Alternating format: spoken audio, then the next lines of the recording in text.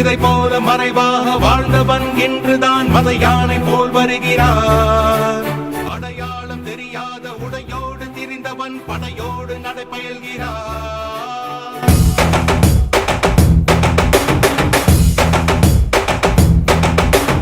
இமை பொழுதும் உறங்காத காவலன் இவன், சுமை கண்டு விரளாத சேவகன், கொள்கையில்